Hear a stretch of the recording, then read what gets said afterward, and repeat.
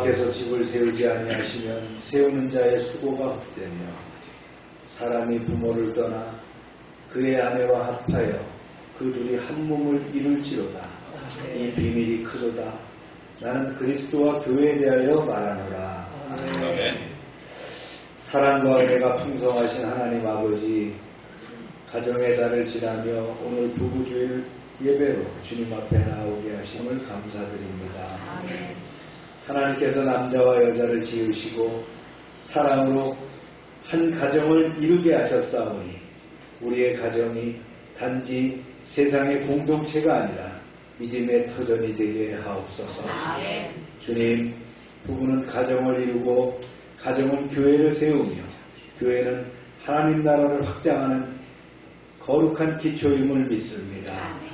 빠르게 변하는 세상 속에서 사랑이 식어지고 관계가 흔들리기 쉬운 시대를 살아가지만 우리로 하여금 변치 않는 사랑과 신실함을 지키게 하시고 서로를 존중하며 끝까지 책임지는 믿음의 사람들이 되게 하옵소서. 아멘. 상처 입은 부부에게는 회복의 은혜를 주시고 외로움 가운데 있는 이들에게는 위로를 허락하시며 다음 세대가 건강한 믿음의 가정을 꿈꾸게 하옵소서. 아멘. 우리의 가정마다 기도의 제단이 세워지고 말씀과 찬양이 살아있으며 성령의 평안이 머무는 집이 되게 하옵소서. 아멘. 또한 나라와 민족을 위해 기도합니다. 오는 5월 29일과 30일 사전투표를 시작으로 본격적인 지방선거가 진행되오니 하나님을 경외하며 국민을 섬길 줄 아는 좋은 일꾼들이 지역마다 세워지게 하옵소서. 아멘. 정쟁과 분열, 거짓과 선동이 아니라 국민의 삶과 미래를 진실하게 돌보는 지도자들이 선택되게 하시고 여야의 적절한 균형 속에서 건강한 정치 풍토가 조성되게 하옵소서. 민주주의가 더욱 성숙해지고 경제가 안정과 발전의 길로 나아가며 국민들이 서로 미워하기보다는 함께 나라를 세워가는 은혜를 허락하여 주옵소서. 또한 세계의 혼란과 전쟁 가운데 주님의 긍휼을 베풀어 주옵소서. 미국과 이란 사이의 휴전이 일시적인 멈춤이 아니라 영원한 종전으로 끝나게 하시고 평화롭게 화해의 길로 이어지게 하옵소서. 이스라엘과 하마스, 헤즈볼라 사이의 오랜 갈등과 전쟁도 멈추게 하시고 러시아와 우크라이나의 지리한 전쟁 또한 속히 끝나게 하셔서 더 이상의 눈물과 희생이 없게 하옵소서. 전쟁과 탐욕과 미움으로 흔들리는 세상 속에서도 교회가 평화를 전하는 공동체가 되게 하시고 오늘 드리는 예배 가운데 하늘의 위로와 새 힘을 경험하게 하옵소서. 우리의 심령을 새롭게 하시고 믿음과 사랑으로 다시 일어서는 복된 주일 되게 하옵소서. 우리의 참된 평화가 되시는 예수 그리스도의 이름으로 기원하옵나이다. 아멘.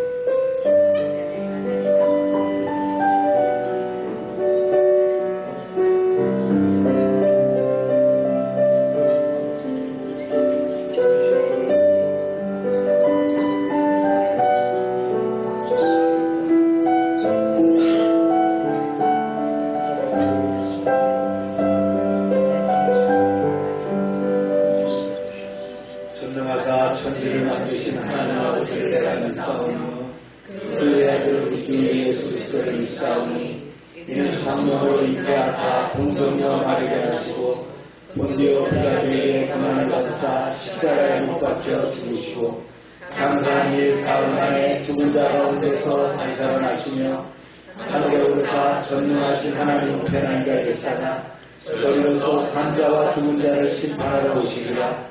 성령은 일사오며 거룩한 공예와 성도가 서로 교통하는 것과 죄를 사해주시는 것과 몸이가 사는 것과 영원히 사는 것을 믿사옵나이다. 아멘.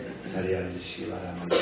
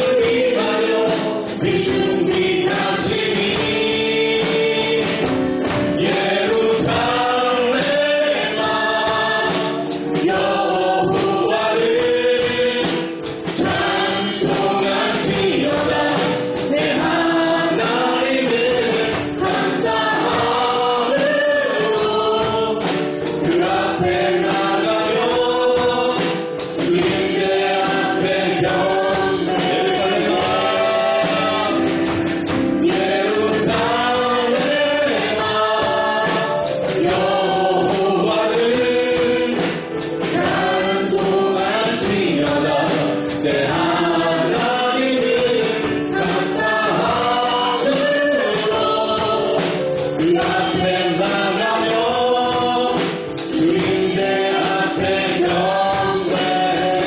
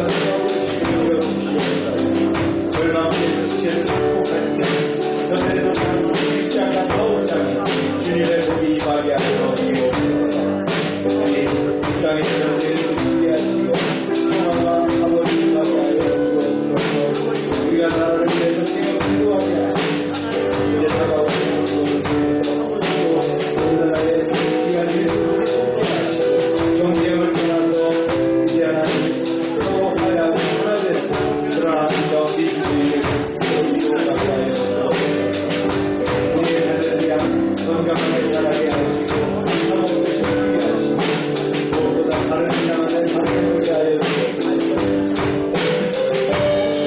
우리의 아버지 하나님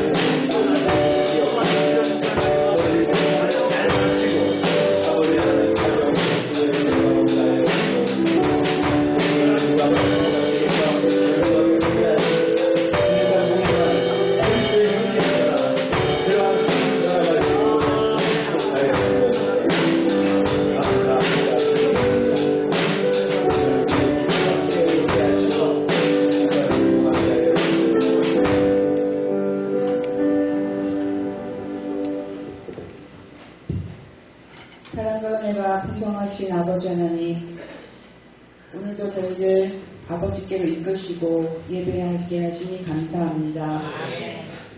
5월같이 좋은 날 저희를 불러주시고 특별히 또 부부의 주일로 섬기게 하심을 감사합니다. 한 주간 저희 삶을 지켜주시고 때마다 풍성하신 은혜로 베풀어 주시고 호흡하는 매 순간마다 하나님의 의로운 오른손으로 우리를 붙들어 주심을 감사드립니다. 그러나 저희는 연약하고 주님 뜻보다 내 생각과 욕심이 먼저였음을 고백합니다. 입술로는 사랑을 말하면서도 마음으로는 미워하고 판단하기에 바쁘며 감사보다 불평이, 기쁨보다 세상의 염려를 기도보다 세상에 더 염려를 붙들고 살았습니다. 저희의 허물을 용서하여 주시고 그리스도의 보혈로 깨끗게 하여 주시옵소서. 하나님 아버지, 열방교회가 세상의 빛과 소금의 역할을 감당하게 하시며 우리가 하나 되어 지역을 섬기며 전도하게 하옵소서. 성령 충만한 교회가 되게 하여 주시옵소서. 이 나라와 이 민족을 위해 기도하오니 국회의원과 지방선거를 통해 하나님을 경외하며 국민을 진심으로 섬기는 지혜롭고 능력 있는 자들을 세워주시고 자신의 이익보다 국익을 앞세우는 일꾼들이 선택되기를 기도합니다. 아직도 세계 곳곳에 계속되는 전쟁과 갈등으로 고통받는 수많은 이들의 생명을 지켜주시고 폭력이 멈추고 속히 평화가 임하게 하여 주시옵소서. 열방의 지체들의 삶의 자리마다 하나님 함께 하시고 경제적 어려움, 질병과 관계 어려움을 겪는 성도들에게 회복의 은혜를 더하여 주시옵소서. 특별히 청년과 청소년들이 세상의 가치관 속에서 믿음과 꿈을 가지고 비전을 발견하게 하시고 학업과 진로를 위해 기도하는 다음 세대를 준비하는 이들이 되게 하여 주시옵시고 이 시간도 국방의 의무를 다하고 있는 청년들에게도 함께 하여 주시옵소서. 낯선 땅에서 복음을 전하며 헌신하는 선교사님들 건강과 안전을 지켜주시고 복음의 문을 열어주셔서 구원의 역사가 나타나게 하여 주시옵소서. 말씀 전하시는 담임 목사님 성령 충만함을 주시고 선포되는 말씀이 살아있는 하나님의 음성이 되게 하여 주시옵소서. 목사님의 건강과 가정과 사역을 붙들어 주시고 하나님의 뜻, 하나님이 사랑하시면 열방교회가 되도록 진리로 이끌어가는 주의 종을 위해 기도하는 성도가 되게 하여 주시옵소서. 이 시간에 함께하지 못한 성도들도 같은 은혜로 지켜주시옵시고 예배를 통해 하나님 홀로 영광 받으시옵소서. 예배를 통해 우리의 심령이 새로워지게 하여 주시옵소서.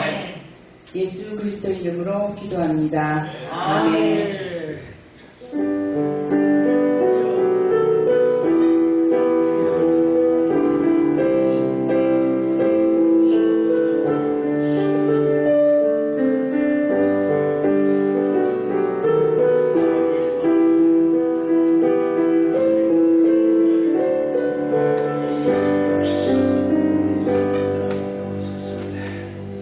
시간입니다. 속탄일 연휴가 때문에 또 비는 사람들이 있어서 오늘 김희정 사님이 기도하랴 반주하랴 기도송하랴 다 했는데 오늘은 부부주일입니다. 이상원 집사는 그 강수정 집사가 교육을 제주도에서 하기 때문에 아마 연휴 때문에 이제 연휴에 내려가는 것 같아요. 아마 실시간 예배 지금 드리고 있을 거라고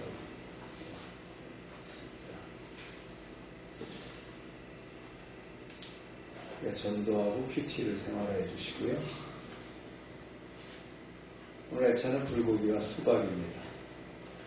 연합기도회 라이즈 아페티스트 매년 하는 거 5월 31일부터 있습니다.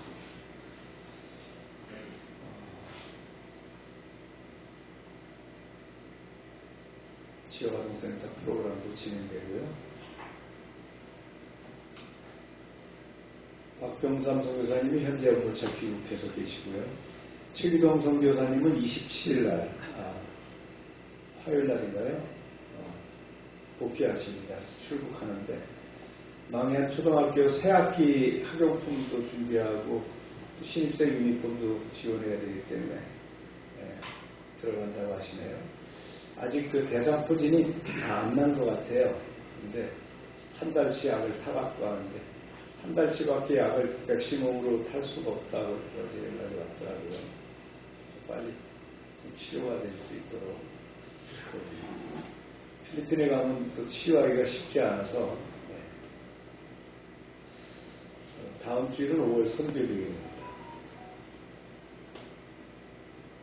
말씀 읽겠습니다. 시작. 함께합니다. 놀라지 말라. 나는 내 하나님이 됨이라. 내가 너를 굳세게 하리라. 참으로 너를 도와주리라. 참으로 나의 의로운 오른손으로 너를 붙들리라. 아멘. 말씀은 디모데전서 3장입니다. 시작. 그러므로 강도는 생활할 것이 없으며 한 아내의 남편이 되며 절제하며 신중하며 단정하며 나그네를 대접하며 가르치기를 잘하며 이와 같이 집사들도 정중하고 일부 이혼을 하지 아니하고 술에 임박하지 아니하고 더러운 일을 탐하지 아니하고 깨끗한 양심에 믿음의 비밀을 가진 자라야 할지니 이에 이 사람들을 먼저 시험하여 보고 그 후에 생각할 것이 없으면 집사의 직분을 맡게 할 것이므로 내가 특히 내게 하기를 바라나 이것을 내게 쓰는 것은 만일 내가 실패하면 너로 하여금 하나님의 집에서 어떻게 행하여야 할지를 알게 하려 함이니 이 집은 살아계신 하나님의 교회요 진리의 기준과 편이라. 기도합니다. 하나님, 이 시간 저희가 말씀을 통해서 은혜 받기를 원합니다. 부족한 종의 입술을 통해서 증거하지만 하나님의 음성으로 하나님의 영광과 진리로 듣게 하여 주옵소서. 아멘. 예수님의 이름으로 기도합니다. 아멘. 디모데전서 3장에서는 하나님께서 교회에서 어떤 사람을 통해서 일하시는가, 어떤 사람을 세우는가 하는 것을 바울을 통해서 말씀하고자 하십니다. 바울이 특별히 제자 디모데에게 편지에 직분자를 어떻게 세울 것인가를 이제 이야기하는 것을 보면 에베소 교회에 사람을 세우는데 이렇게 세웠으면 좋겠다 하는 그 기준을 언급한 것 같아요. 먼저 교회 감독 자격입니다. 읽겠습니다. 시작. 믿으라 이 말이여 곧 사람이 감독의 직분을 얻으려 하는 선하기를 소망한 것이라 함이로다. 네. 여기서 감독 직분이 나와요. 감독. 이 감독은 살피다, 돌보다라는 뜻을 가진 헬라어 에피스코푸스인데 지금으로 말하면 장로, 그 다음에 사역자들을 감독이라고 이렇게 표현했다는 거예요. 베드로전서 2장에 보면 우리 영혼의 목자와 감독 되신 분, 누가 예수님도 감독이라고 이렇게 베드로가 표현했어요. 그래서 여기서 이제 그 감독 제도를 따서 만든 교단이 있죠. 네, 감리교가 이제 감독 제도를 땄습니다. 그래서 지역마다 감독을 줘요. 우리 대한민국의 교회에 총 감독이 있고요. 그 다음에 이제 지역마다가 감독을 두게 됩니다. 그래서 감독은 목사 위에 있는 것처럼 이렇게 하는데 목사가 감독입니다. 장로가 감독이라고 할 수 있고요. 네. 계속 할까요? 시작. 그러고 감독은 생각할 것이 없으며 한 아내의 남편이 되며 절제하며 신중하며 단정하며 나그네를 대접하며 가르치기를 잘하며. 네, 이런 감독이 이랬으면 좋겠다는 얘기를 계속합니다. 또 술까지 얘기해요. 시작. 술을 즐기지 아니하며 도탄하지 아니하며 오직 관용하며 다투지 아니하며 돈을 사랑하지 아니하며 자기 집을 잘 다스려 자녀들로 모든 공손함으로 복종하게 하는 자라야 할지며 사람이 자기 집을 다스릴 줄 알지 못하면 어찌 하나님의 교회를 돌보리요. 네, 뭐 술 문제를 포함해갖고 가정제사까지도 자녀들 문제까지도 다 언급을 했습니다.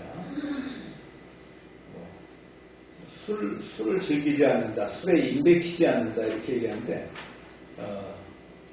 이 표현 자체가 그 포도주 문화잖아요. 포도주 문화이기 때문에 이렇게 얘기하는 겁니다. 그럼 우리는 바꿔서 뭐 소주를 즐기지 아니하며 막걸리를 즐기지 아니하며 이렇게 표현할 수도 있겠지만 기독교에서 이제 금주는 아주 터부시되는 건 아니에요. 절대적인 것은 아니에요. 즐기지 아니한다. 이게 문화로서 이렇게 할 수 있다라는 걸 언급을 같이 하고 있는 거예요. 교회 감독의 자격과 관련해서 아주 소극적으로 해서는 안 되는 것과 적극적으로 해서 안 되는 것들을 열거하는데 이어서 또 추가됩니다. 이렇게 또 얘기해요. 시작. 새로 입교하자도 말지니 교만하여서 마귀를 정죄하는 그 정죄에 빠질까 하며 또한 외인에게서도 선한 증거를 얻은 자라야 할지니 비방과 마귀의 올무에 빠질까 염려하라. 네. 새로 입교한 자, 교회 들어온 지 얼마 안 되는 사람도 감독을 세워서는 안 된다 이런 얘기입니다. 이제 우리도 이제 총회와 지방의 규약이 있어서 목회자를 어떻게 세우나 장로를 어떻게 세우나 이런 게 다 있어요. 그러니까 신학교를 졸업하고 나서는 몇 년 동안 또 전도사 또 사역과 또 이런 그 과정을 겪어야 됩니다. 그런 과정을 겪게 되는 거죠. 대략 따져보니까 학부 들어가서 4년, 대학원에서 3년, 그 이제 7년 공부가 기본이고요. 그 다음에 전도사로서 3년, 그럼 10년이 되잖아요. 그죠? 남자들 같으면 군대 갔다 오고, 그럼 12년이 돼요. 그 이후에나 목사 안수 자격을 주어져요.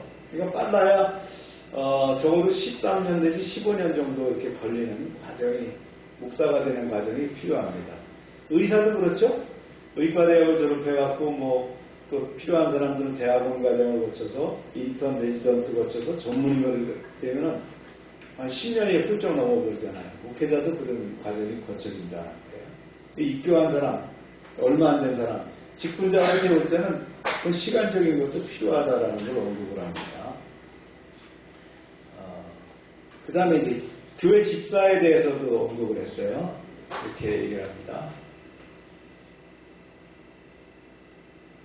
시작. 이와 같이 집사들도 정중하고 일부이언은 하지 아니하고 술에 입막히지 아니하고 더러운 일을 판하지 아니하고 깨끗한 양심에 믿음의 비밀을 가진 자라야 할지니 이에 이 사람들을 먼저 시험하여 보고 그 후에 실망할 것이 없으면 집사의 직분을 맡게 할 것이요. 네. 일부이언하지 않고 술에 임박히지 아니하고 집사라고 하는 것은 디아코노스, 그래서 종이란 뜻입니다. 일꾼이란 뜻이에요. 그러니까 집사님 그런데 이게 원어적으로 뭐라고요? 종이에요, 종. 일꾼이라는 뜻이에요. 그런 뜻입니다. 그래서 또 여자에 대해서도 얘기했어요. 여자 집사에 대해서도요. 시작. 여자들도 이와 같이 정숙하고 모함하지 아니하며 절제하며 모든 일에 충성된 자라야 할지니라. 집사들은 한 아내의 남편이 되어 자녀와 자기 집을 잘 다스리는 자일지니 집사의 직분을 다하는 자들은 아름다운 지위와 그리스도 예수 안에 있는 믿음에 큰 담력을 얻으리라. 네. 집사 직분을 받고 교회 일을 하다 보니까 어떻게 했어요? 예수 안에서 믿음의 큰 담력, 영적으로 담대해지더라, 그런 얘기를 하는 거예요. 네. 그래서 남녀를 불문하고 충성된 일꾼을 세우는 것이, 충성된 일꾼이 집사가 된다, 그런 얘기죠. 그러면서 이제 신앙의 비밀에 대해서 언급을 하는 거예요. 네, 굉장히 중요한 말씀이죠. 시작. 내가 속히 내게 가기를 바라나 이것을 내게 쓰는 것은 만일 내가 지체하면 너로 하여금 하나님의 집에서 어떻게 행하여야 할지를 알게 하려 하니 이 집은 살아계신 하나님의 교회요 진리의 기둥과 터니라. 네, 교회에 대한 아주 정의와 같은 얘기를 했어요. 그 다음에 이제 복음에 대한 얘기를 또 이렇게 언급을 합니다. 시작. 그도가 조건의 비밀이여 그렇지 않다 하는 이 없도다. 그는 육신으로 나타난 바 되시고 영으로 의롭다 하심을 받으시고 천사들에게 보이시고 만국에서 전파되시고 세상에서 믿음 바 되시고 영광 가운데서 올려주셨느니라. 그걸 요약하면 그렇습니다. 정리하고 요약하면요. 감독의 자격 어떻게 얘기했어요? 감독의 직분은 권세가 아니라는 거예요. 선한 일을 사모하는 것이라. 감독은 책만 받지 않고 절제하고 가정과 삶 속에서 믿음의 본을 보이는 사람이어야 한다 이렇게 얘기를 합니다. 그래서 하나님은 능력보다 어떤 사람을요? 경건한 사람을 인격을 먼저 봤다는 거예요. 그래서 인격이 제일 중요한 거예요. 네. 목사가 되는 것, 장로가 되는 것 뭐라고요? 인격이 중요하다. 네. 그래서 이제 그것을 구별하기 위해서 교회에서는 어떻게 합니까? 장로를 뽑을 때 투표를 하기도 하잖아요. 이 사람 맞다 안 맞다를 결정하기도 합니다. 교회에 따라서는 권사나 집사를 뽑을 때도 그렇게 하는 비율이 볼 수 있어요. 그 다음에 집사의 자격을 얘기했어요. 깨끗한 양심의 믿음의 비밀을 가진 자. 네. 이 비밀이라는 건 뭐예요? 누군가를 아는 거예요. 그죠? 혼자만의 비밀은 아니에요. 그죠? 누군가가 아는, 누가 아는 거예요? 그 비밀은. 하나님과 나 사이의 비밀이라는 거예요. 그죠? 그래서 단순히 일 잘하는 사람이 아니라 충성과 섬김으로 교회를 세우는 사람이 집사의 자격자다. 그 다음에 이 맡은 직분에 충성할 때 믿음도 더 굳세지고요. 그래서 일을 하다 보니까 뭐가 생긴다고? 영적인 담대함이 생긴다는 거예요. 할렐루야. 그 다음에 교회 중심에 대해서 얘기했어요. 그래서 교회는 살아계신 하나님의 교회여 진리의 기둥과 터라고 얘기했어요. 그래서 교회 중심은 사람이 아니라 예수 그리스도이죠. 그 다음에 경건의 비밀은 그리스도의 성육신과 구원의 복음이라. 그래서 교회는 복음에 세워진 공동체다. 이런 말씀이었습니다. 감독과 직분의 자격을 다시 한번 직분 넘어갈게요. 이렇게 이제 12개를 이렇게 정리를 할 수가 있겠죠. 이런 내용들. 대부분 이제 이런 내용들은 귀약기라든가 또, 명시가 되어 있어요. 그래서 이제, 선출하게 되죠. 여기서 중요한 건 뭡니까? 말씀과 삶으로, 본이 되는 사람이다. 네. 특별히 이제 감독은 치리하거나 말씀을 전하는 사람이거든요. 그 다음에 이제 집사의 자격은 또 이렇게 정리가 되겠죠. 충성과 섬김으로 교회를 세우는 사람이다. 이 사람이 집사가 된다. 직분자를 잘 뽑아야 됩니다. 어느 교회든지 직분자를 잘 뽑아야 되고요. 중직자라고 그러잖아요. 특별히 장로, 또 권사. 성경적으로 권사라는 말은 없어요. 권면이라고 하는 또 단어는 있지만 우리 한국교회에서 만들어진 것이 이제 권사입니다. 그래서 이게 계급은 아니라 그랬죠? 어제 일꾼들이었죠. 그런 직임이 높아질수록 어떻게 합니까? 더 큰 일을 해야 된다. 더 많은 일을 해야 된다는 거예요. 감독과 집사의 공통점을 보면 경건한 인격, 가정에서의 신앙, 그 다음에 절제된 삶, 물질보다 믿음을 우선하고요. 교회 안팎에서 신뢰받는 삶이라. 그래서 하나님은 재능보다 어떤 사람을요? 신실한 사람을 찾으신다. 바울이 디모데에게 이런 이야기를 편지를 보낸 이유가 뭐죠? 일꾼들 잘 뽑아야 된다. 교회를 세우기 위해서는 일꾼 잘 뽑아야 된다는 강조를 하기 위해서요. 그렇죠?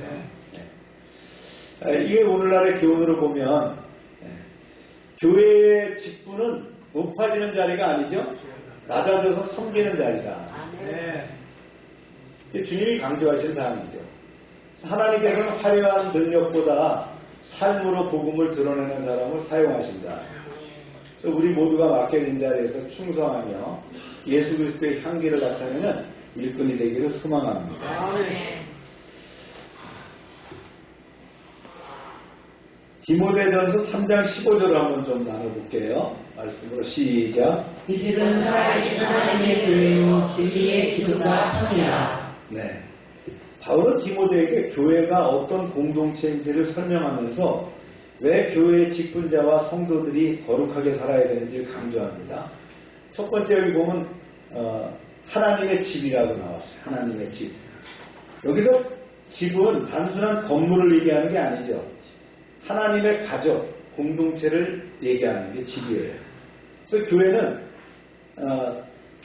그냥 단순히 사람이 만든 것이 아니라 사람이 조직한 것이 아니라 하나님이 거하는, 하나님이 함께하는 거룩한 공동체가 하나님의 집, 교회라는 겁니다.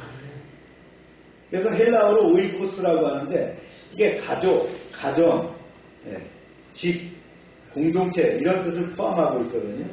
그래서 교회는 하나님이 함께 하시고 하나님이 거하시는 하나님의 가족 공동체, 하나님의 집, 이거를 교회라고 얘기한다. 할렐루야. 그래서 교회는 예배당이라고 보다는 뭐예요? 하나님의 백성이라고 한다는 것이 맞죠. 그래서 우리 개개인이 교회가 되는 거예요. 부부가 교회가 되고 가족이 교회가 되는 거예요. 아멘입니까? 네, 이런 의미에서 오이코스라는 말을 쓴다는 거예요. 어떤 교회예요? 교회는 살아있다는 거예요. 네, 이건 뭐예요? 당시 그 세상에는 많은 우상들이 있었어요. 그래서 하나님은 죽은 우상이 아니라는 거예요. 지금도 살아서 역사하시는 참 하나님이라는 거예요. 오늘도 석탄일이지만 보면 절에 가면 뭐가 있어요? 네, 돌로 만들거나 쇠붙이로 만들거나 또 때로는 금으로 만든 뭐가 있어요. 부처가 있지만 그건 우상이라는 거예요. 당시 에베소에는 많은 우상이 가득했어요. 그러나 바울은 우상들과 달리 하나님은 어떻게 했다고요? 살아계신다는 거예요. 살아계신 하나님이라는 거예요.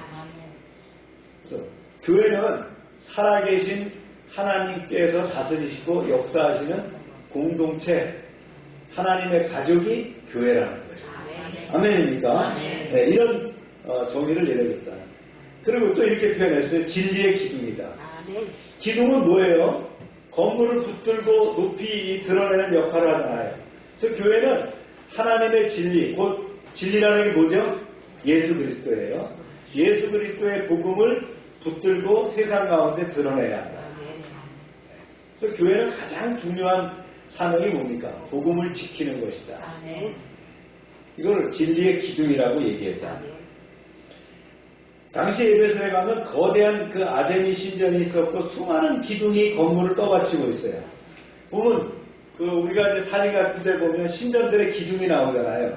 그 기둥을 얘기하면서 진리의 기둥이라는 거예요. 이 기둥이 뭐예요? 성도 한 사람 한 사람이 되는 거예요. 뭘 떠받치고 있어요? 진리를 떠받치고 있는데 진리가 뭐라고요? 예수 그리스도의 복음. 네, 그 진리라고 한다. 그 다음에 진리의 터라고 해서 터는 땅이죠.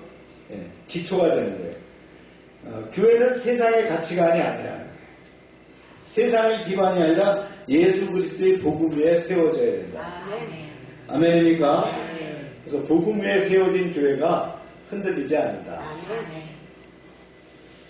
네, 오늘 우리에게 주시는 말씀이 이렇습니다. 정리하면 교회는 단순한 모임이나 건물이 아니라는 거죠.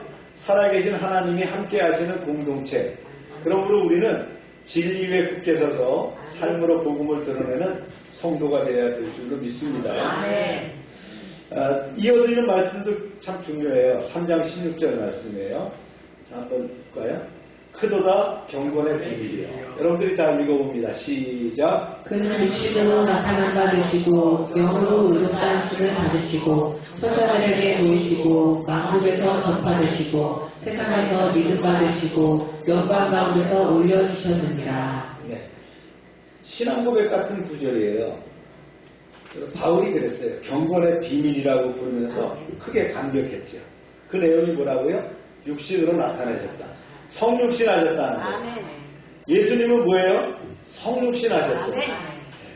오늘 석탄이지만 석가모니도 태어나자마자 벌떡 일어나갖고 손을 높이 들었다는, 그죠? 예. 천상천하 유아독전이라고 그랬잖아요. 예. 그랬는지 모르겠는데, 하여튼. 예. 주님의 탄생은 뭡니까? 성육신, 인카레이션 했다는 거예요.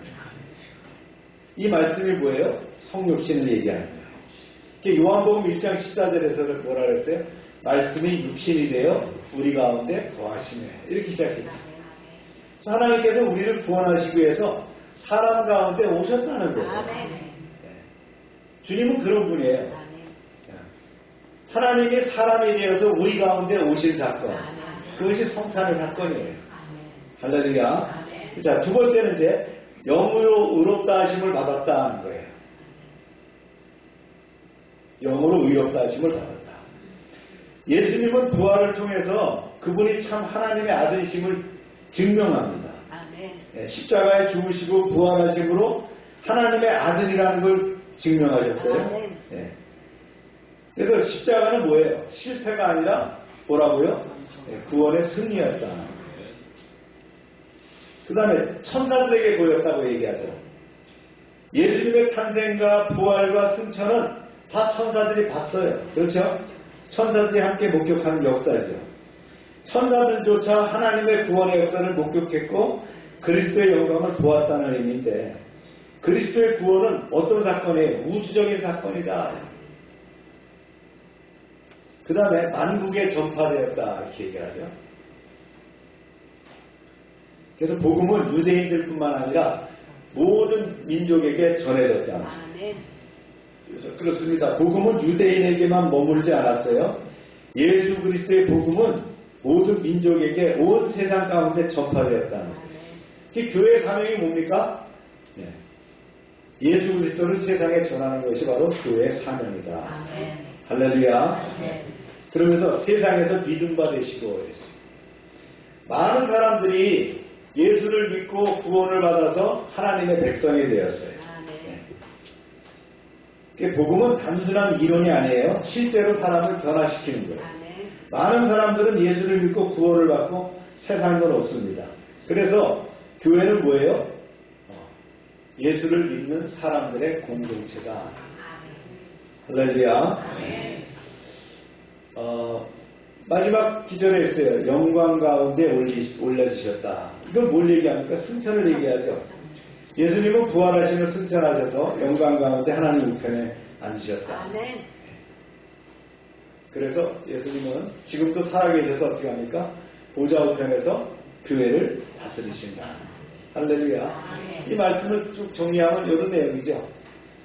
예수님의 사역 전체를 쭉 담은 거예요. 한 문장에다가 성육신, 십자가, 부활, 복음 전파, 믿는 자의 탄생, 믿는 자들의 탄생, 이게 전도가 됐다는 거예요. 그 다음에 승천과 영광. 이 모든 것이 바로 뭐예요? 경건의 비밀이다. 바울은 얘기했다. 참된 경건의 중심은 누구라고요? 예수 그리스도다. 이런 믿음을 견지하시길 바랍니다. 그래서 이걸 정리하면 경건의 비밀의 중심은 누가 있어요? 예수님이 있다.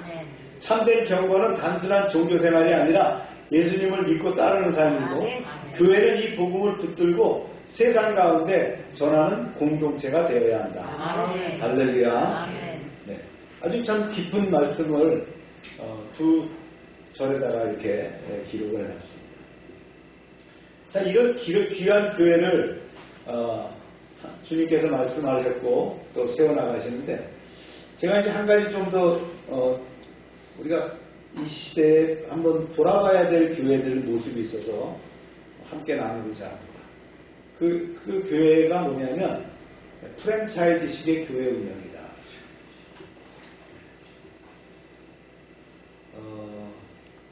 보세요. 우측에 있는 그림을 보면 개교회는 독립적입니다. 자율적으로 운영되고 독립적 의사에 결정되고 교회마다 그 교리가 있어서 그런 것들을 지켜나가는 교회들이, 이게 바로 성경적인 교회거든요. 근데 한국 교회가 어떻게 발전되고 있냐, 어떻게 지금 전개되고 있냐, 기업형 프랜차이즈 모형을 따고 있다는 거예요. 중앙에 본부를 두고 그래서 재정과 인사, 교리 통제를 하고 이런 것들이 지교회를 통해서 교회를 운영하는 이런 형태를 움직이고 있다. 그래서 프랜차이즈 교회 운영은 이게 어떻게 하냐면 대형 교회가 막대한 그 자본력을 중심으로 해가지고 여러 지교회를 설립하고 중앙 본부가 모든 것을 통제하는 방식으로 운영한다는 거예요. 물론 이렇게 했을 때의 장점도 있어요. 왜냐하면 개교회가 할 수 없는 통합된 일을 할 수가 있어요. 그러나 이것이 성경적이다? 성경적은 아니라는 거예요. 우리가 이것을 주목해야 된다는 거예요. 한국교회에 나타나는 대표적인 그 모형이 바로 이런 교회라는 거예요. 여기서 이제 첫 번째 보면요. 프랜차이즈 교회 운영이 문제점을 한번 보면 교회를 뭐처럼 운영한다? 기업처럼 운영한다는 거예요. 삼성이나 현대나 LG나 뭐 이런 것처럼 기업처럼 교회를 운영해요. 그리고 문어발처럼 확장해나가는 거예요. 수도권에서 경기 지역으로 이게 지교회를 넓혀나가는 거예요. 그래서 지역이 좋은 데가 있으면 송도, 개발지역, 분당, 영종도, 신도시에다가 좋은 위치에다가 예배당을 짓고 본국교회 이름을 그대로 사용을 하는 거예요. 그래서 노른자 교회가 되는 거예요. 그 지역에. 이러다 보니까 어떻게 해요? 모든 것들이 거기에 흡수돼 버리는 그런 현상이 생긴다. 그래서 이 성경적 교회는 아니라는 거예요. 국가적 교회. 아주 그 대형 메모드의 어떤 그 그룹과 같은 그런 교회를 만들어가는 거예요. 그래서 이 본부가 브랜드를 만들고 시스템을 만들고 재정을 장악하고 방향을 주도해서 지교회가 마치 회사처럼 움직이는 이렇게 하고 있다. 우리가 한번 돌아봐야 되는 거예요. 그러다 보니까 어떻게 돼요? 한국 교회의 생태계를 파괴하고 있다.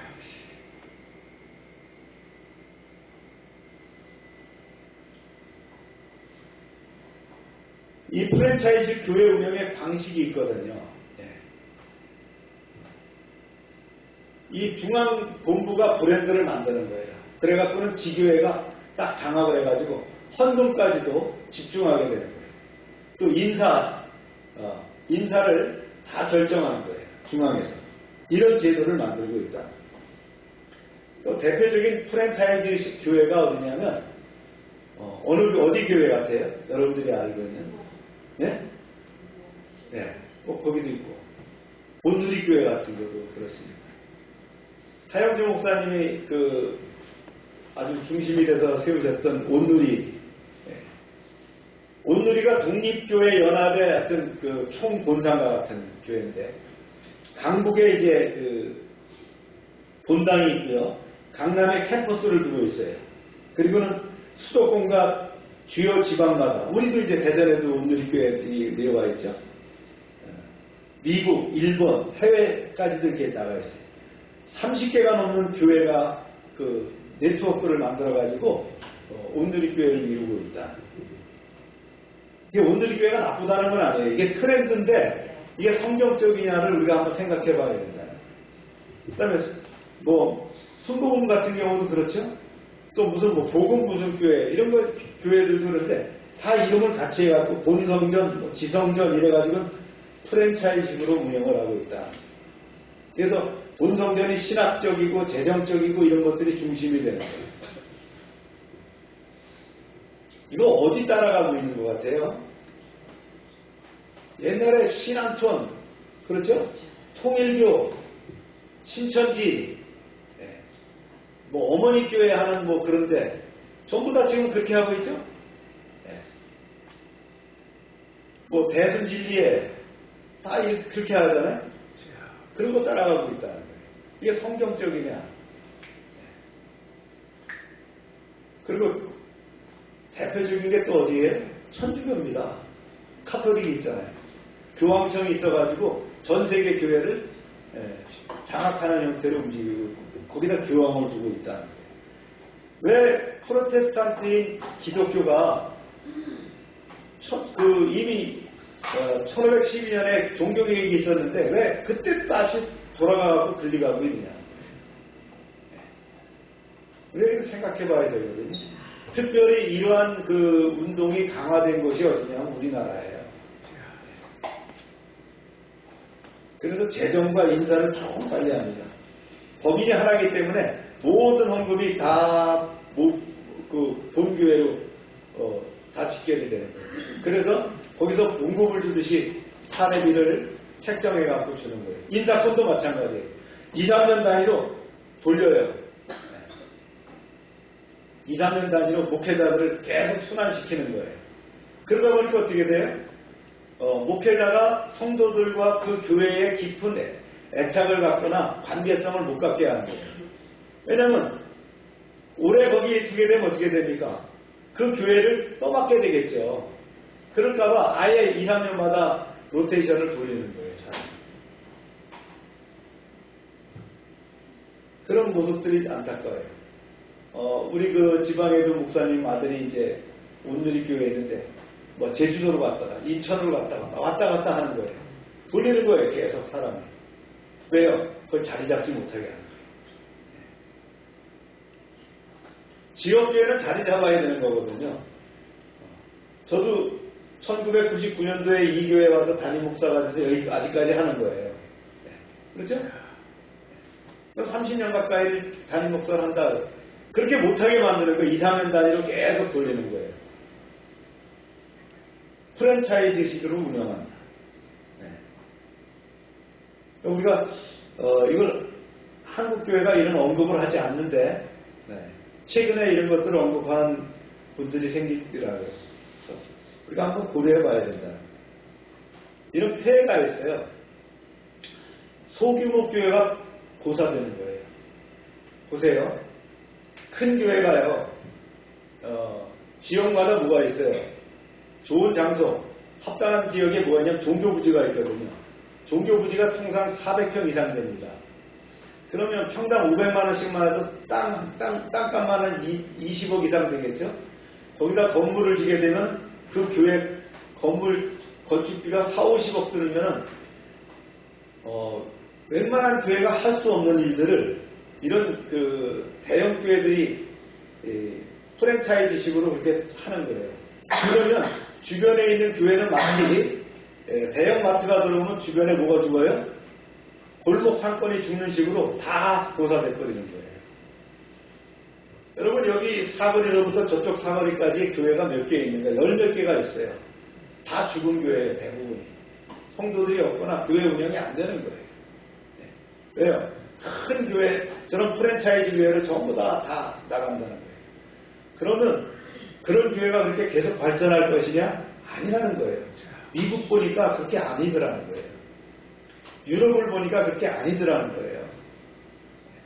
인구 소멸되는, 인구 절벽이 되는 그런 시대에서 나중에는 결국 어떻게 됩니까? 예배당만 남는. 그래서 예배당이 뭐 유흥장으로 팔리거나 또 뭐 다른 이단들에게 팔리는 그런 상황이 된다. 목회자가 신학교를 졸업하면 교회를 개척합니다. 그래서 작은 데서부터 뭐 지하로부터 시작해가지고 뭐 이렇게 건물을 마련하고 그래서 성장해 나가는 성장 원리가 있었는데 지금은 그렇게 안 되는 거예요. 그러니까 신학교를 안 가려고 그래요. 신학교가 기피 대상이 되는 거예요. 신학교를 안 간다는 거예요. 그러니까 전도사 두기가 어려워요. 전도사가 없어요. 우리 침례신학대학교도 기독교 교육과하고 신학과를 합해가지고 인원이 60명이 안 돼요. 그럼 우리가 3,000개 교회가 넘는데 60명이 안 되는 사람이 나와갖고 교회가 운영되겠어요? 안 되겠어요? 물론 대학원이 있어서 대학원에서 이제 일반 대학에서 들어온 사람들이 있어서 하지만 그 사람들이 다 목회하는 건 아니니까 말이죠. 지금은 이제 올바른 목회자 찾기도 힘든 그런 세상이 됐는데 목회자들이 취업 경쟁을 해야 되는 거예요. 개척을 못하니까 저런 큰 교회에 들어가야 되니까 마치 삼성이나 LG에 들어가려면 면접하고 시험 봐야 되지 그런 과정을 겪어서 그러니까 인맥을 동원하는 뭔가 뭐 끈을 만들든 해서 들어가려고 하는 그런 상황이 생긴다.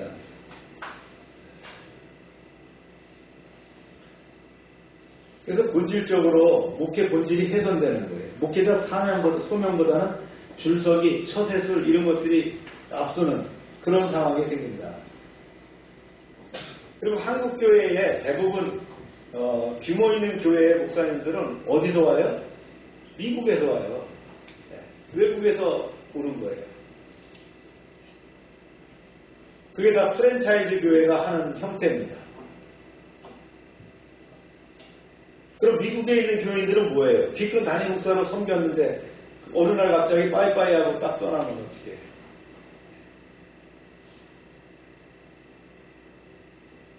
그 목회라고 하는 것은 우리가 전문 직종으로는 아니지만 제가 볼 땐 전문직 중에 전문직이 될 수밖에 없어요. 제가 신학을 해서 30년이 넘어도 아직 그 신학의 한쪽 귀퉁이도 만질 수 없는 그런 사람이라는 걸 스스로 생각을 해요. 제가 장교를 있을 때 고군반 나오고 초등군사반 나오고 고군반 나오고 육군대학 나오고 합동참모대학 공부하면 다 배워요. 전쟁을 지휘하려도 해요. 지금도 그냥 머릿속에 제가 있어요. 어떻게 부대를 움직이며 어떻게 작전을 짜면 이게 다 있어요. 뻔한 거니까. 근데 신학은 30년을 공부해도 어디 한 귀퉁이에 만진 것 같지가 않아요. 왜냐면 하나님이 광대하시잖아요. 그걸 어떻게 타치할 수. 그런데 사람을 여기 갔다 저기 갔다 이렇게 하면 그게 되겠느냐. 그 다음에 회사식으로 움직여갖고는 교회가 이끌어갈 수 있겠느냐. 그래서 안타깝기 때문에 우리가 교회에 대해서 오늘 말씀하고 직분자에 대해서 말씀을 하기 때문에 이런 내용을 한번 다뤄봤어요.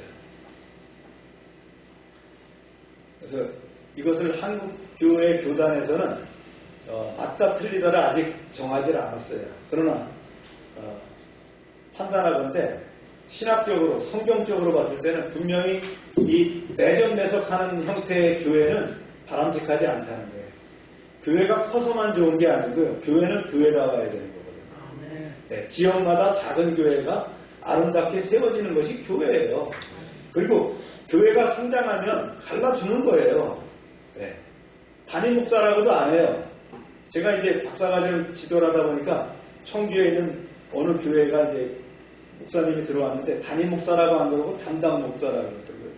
담임 목사는 대전에 있대요. 네, 우리 교단이에요. 누구라고 하면 짜 아는 사람인데, 그래서 자기는 담임 목사고 자기가 파송해서 교회를 세워놓은 담당 목사라고 하는데 이 재산권이 전부 다 그 교회에 있어요. 교회는 갈라줘야 되는 거거든요. 분리시켜야 되잖아요. 그래야 독립되는 거니까. 주님이 원치 않는 것이 바로 그런 거라는 거예요. 전부 다 내 거라는 거예요. 재산도 내 거, 돈도 내 거, 헌금도 내 거, 다 내 거예요. 인사권도 내 맘대로. 이런 것이 바로 프랜차이즈회라. 기업식 운영 형태로 교회를 하고 있다. 성도들은 모르죠. 이게 맞는 건지 틀리는 건지 모른다는 거예요. 이게 교회가 망해가는 지름길이에요. 이렇게 해서 메가처치 트렌드, 대형화되는 거예요. 대형화되다가 결국은 다 꺼져버리는 거예요. 그런 상황이 될 수 있다. 이미 학자들은 2050년도가 됐을 때 교회는 어떻게 될 것인가 다 판단하고 있거든요. 왜냐하면 인구가 절벽이니까 아이들이 줄어드는데 교회는 어떻게 될 것이냐. 목회자가 이렇게 되는데 목회자는 어떻게 될 것이냐. 그래서 독일 같은 나라 같은 경우는 목사님들이 봉급받아요. 나라에서. 왜냐하면 성도들이 봉급을 사례비를 줄 수가 없어요. 그러니까 나라에서 관리를 해야 되니까 목사님들한테 봉급 책정이 돼야 되는 거라. 그나마 이제 기독교로 남아있는 것이 미국입니다. 미국. 그러나 미국도 많이 쇠퇴가 했어요. 그러나 한국은 어떠느냐. 한국도 1990년도부터 쇠퇴 일로를 계속 겪고 있는 거예요. 그러면서 메가처치 트렌드, 교회가 대형화되고 이렇게 이제 프랜차이즈화되는 그런 형태로 발전되고 있다는 거예요. 그럼 우리가 이런 진리를 알고 우리가 교회 아닙니까? 교회된 우리가 어떻게 참 교회를 섬겨야 되는가를 잘 판단해야 됩니다. 저희 모교회도 뭐 10,000명이 넘는 대형 교회가 됐어요. 제가 다니는 춘천중앙감리교회도. 거기도 뭐 이렇게 대형화되다 보니까 옛날에 저희가 다니던 교회하고는 전혀 다른 성격의 교회가 됐다. 교회가 대형화되면 백화점식으로 운영을 합니다. 모든 프로그램을 다 가동하는 거예요. 유년부로 시작해서 노년부까지 막 계속 돌리는 거예요. 그래서 거기 있는 사람들이 회사처럼 삼성에서 전략기획실에서 움직이는 것처럼 교회를 어떻게 뺑뺑이 돌릴까 움직이는 거예요. 1년 12달 프로그램이 있어가지고 막 계속 이번 달에는 누가 와서 부흥회라고 언제 또 무슨 뭘 발표해라고 뭐. 그러니까 성도들이 그게 교회인 줄 알고 그 시스템에 맞춰갖고 돌아가는 거예요. 새벽부터 막 저녁까지 월화수목 금금금으로 막 돌아가는 거예요. 그게 교회인 줄 알고 이걸 잘 따라가니까 신앙생활 잘했다라고 생각하는 거예요. 아니에요. 여러분들 퀴티만 잘하면 되는 거예요. 네. 제가 맨날 카톡에서 올려드리는 퀴티만 그 10분이면 읽어보잖아요. 그거 잘하는 거예요. 그걸 읽어보시고 하나님과 교제하는 그 삶이 중요한 거예요. 네. 우리 누님도 전화하면 요번에 못 온대. 왜 못 오냐? 교회 뭐가 있대. 그 교회를 1년 12달 백화점처럼 뭔가 해야 되는 거거든요. 뭔가 움직여야 되거든요. 물론 대형 교회가 나쁜다라고 하는 건 아니에요. 제가 성경적으로 봤을 때에 이 트렌드라는 것이 지금 이렇게 가고 있는데 우리가 돌아봐야 된다는 거예요. 여러분들 오늘 이제 우리 아이들 댁에서 찬양하면서 민규가 드럼을 치고 뭐 소고를 치고 뭐 이렇게 타운을 하고 컴퓨터를 움직이죠. 대형 교회 가면 그런 거 하나도 못해요. 그 쓸 자리도 없어요. 그냥 교회 가서 구경만 하다 오는 거예요. 거기 자리까지 가려면 한참 가다가 전문가가 되거나 이렇게 하면 교회 하나 뭐 이렇게 섬기지 못해요. 오히려 작은 교회일수록 내가 참여할 수 있고 작은 교회일수록 교회를 세워가는 기준이 될 수 있는 거예요. 그러면 아름다운 교회를 세워가시길 바랍니다. 말씀은 우리 마무리하려면 적용과 통찰. 하나님이 어떤 사람을 찾으시냐? 정직한 사람 찾는 거예요. 삶이 정직해야 된다. 그래서 감독은 책망할 것이 없어야 된다. 하나님 보시기에 사람의 중심을 보시기 때문에 인격적으로 딱 돼야 된다는 거예요. 그 다음에 하나님 어떤 사람을 찾으시느냐? 가정을 바로 세우는 사람. 우리 한자 성어 중에서 뭐가 있어요? 생각나는 거. 수신제가. 네. 시국평천하 그러죠. 가정을 다스릴 줄 알아야 된다는 거예요. 직분자가 되려면. 자기 가정을 잘 자기 집을 잘 다스릴 줄 알아야 된다. 그래야 교회에서 일꾼으로 세운다. 세 번째는요. 성도는 외면보다 뭐가 중요하다고요? 내면의 경건이 중요하다. 껍데기가 아니라는 거예요. 화려함보다는 충성이 있다. 그래서 작은 일에 충성하는 사람을 통해서 하나님은 교회를 세워간다. 그 다음 네 번째는요. 하나님은 그리스도를 붙드는 사람, 복음 중심의 사람을 찾는다. 그렇습니다. 자기 이름보다는 예수님의 이름을 높이고 직분보다는 복음을 사랑하고 자리보다 주님을 붙드는 사람이 참된 일꾼이에요. 오늘도 주님은 교회를 통해서 일하시는데 그 일을 위해서 경건하고 충성된 사람을 찾고 계십니다.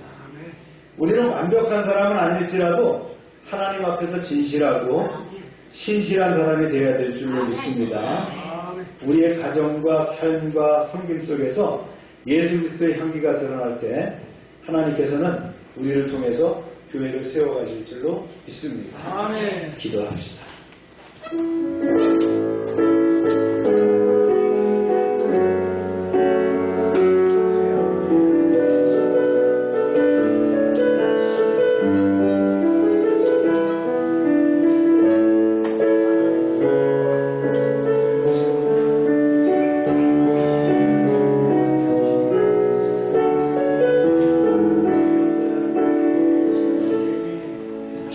거룩하신 하나님 아버지, 주의 교회를 세우시고 우리를 하나님의 일꾼으로 불러주심을 감사드립니다.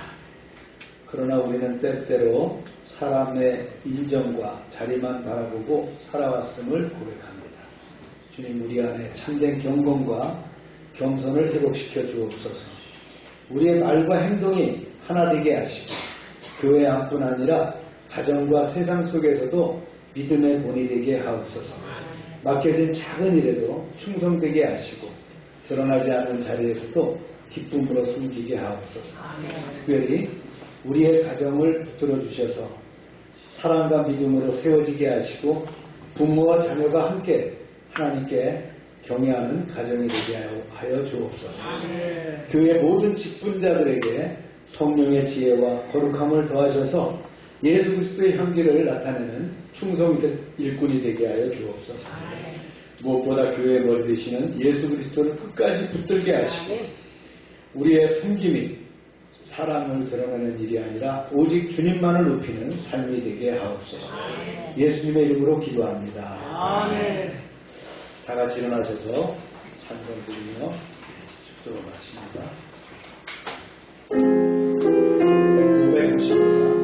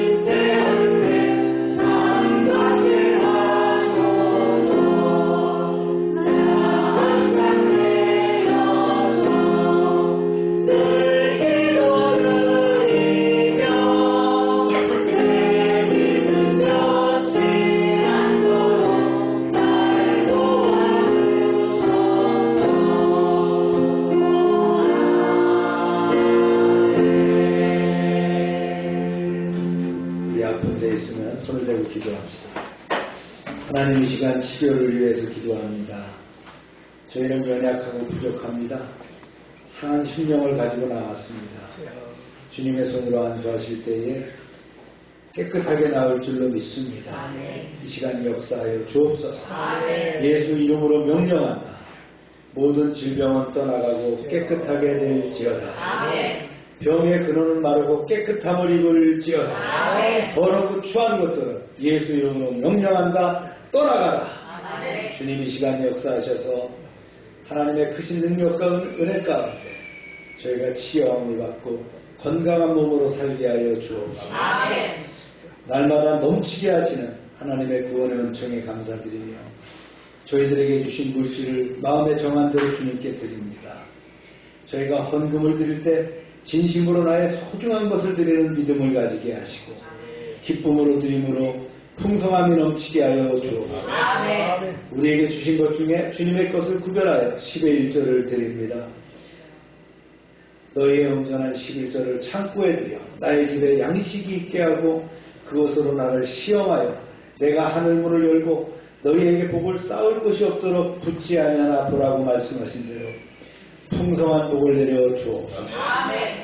내가 너희를 위하여 황충을 금하여 너희 토지 소산을 멸하지 않으며 너희 밭에 포도나무의 과실로 기한전에 떨어지지 않게 하리라고 하신 그 말씀대로 우리의 기업이 아름답게 보호되게 하여 주옵소서.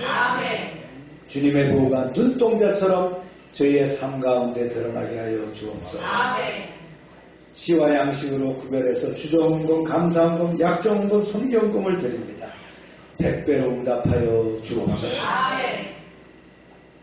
하나님의 말씀을 삼가 듣고 그 모든 명령을 지켜 행하는 하나님의 백성을 축복하사 세계 모든 민족 위에 뛰어나게 하여 주옵소서. 하나님의 말씀을 순종하면 모든 복이 우리에게 그대로 미칠 줄로 믿습니다. 성읍에서도 복을 받고 들에서도 복을 받으며 몸의 소생과 토지의 소산과 짐승의 새끼와 우양의 새끼가 복을 받으며 광주리와 떡반죽 그릇이 복을 받으며 들어와도 복을 받고 나가도 복을 받을 것이며 대적이 일어나 치료할지라도 여호와께서 그들을 피하게 하시고 그들이 한 길로 치러왔지만 7길로 도망가게 하여 주옵소서. 하나님께서 우리를 위하여 하늘의 아름다운 보고를 열어서 우리의 땅에 때를 따라 비가 내리게 하시고 우리의 손으로 하는 모든 일에 복을 주셔서 많은 민족에게 구워주며 나누게 하시고 머리가 되고 꼬리가 되지 않게 하시며 위에만 있게 하시고 아래에 있지 않게 하여 주옵소서. 저희가 드린 인물즉 하나님이라는 데 귀하게 쓰임받게 하시고 쓰이는 곳마다 하나님의 영광과 역사하심이 드러나게 하여 주옵소서.